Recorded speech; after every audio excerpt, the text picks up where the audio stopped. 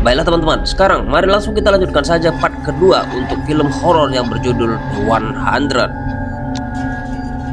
Dia awalnya berusaha melarikan diri kembali ke atas, namun ternyata Kat memiliki belalai yang sangat tajam dan panjang seperti layaknya hantu monster. Kat bahkan mengeluarkan banyak sekali lipan melalui mulutnya saat menyakiti Pon.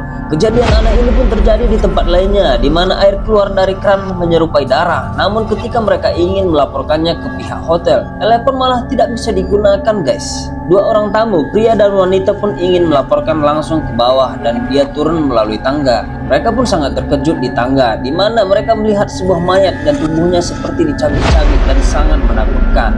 Menjadi lebih aneh lagi ketika mereka memanggil Pak Wit sebagai pimpinan hotel, lalu setelah kembali ke sana dan tidak ada apa-apa lagi dan kondisi sangat bersih. Pak Wit pun berkata bahwa mereka pasti berhalusinasi. Lalu sesaat kemudian terdengar seseorang berlari di koridor lain dan meminta bantuan. Ternyata lelaki tersebut tersengat seekor lipan atau kelabang. Tamu wanita yang melihat mayat sebelumnya pun kemudian menangkap lipan tersebut dan melemparkannya ke lantai lalu memijaknya. Namun begitu, tangannya sampai digigit oleh lipan tersebut. Setelah kembali ke kamar, wanita bernama Fem itu pun kemudian diserang lagi oleh hantu monster itu lagi.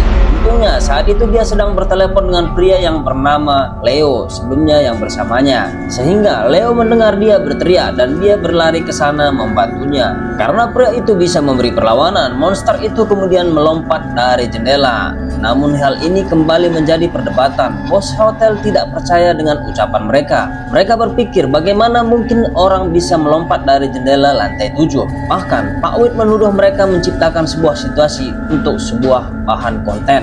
Si pria itu sempat meminta agar diperiksa CCTV, namun setelah dicek ternyata tidak bisa diputar untuk rekamannya. Info dari security perlu bantuan teknisi dan besoknya baru bisa dibuka. Si pria tersebut pun sempat meminta agar dia dan semua keluarganya dipindahkan ke hotel lain. Namun Pak Wit berkata harus besoknya karena itu sudah menjadi protokol yang harus diikuti.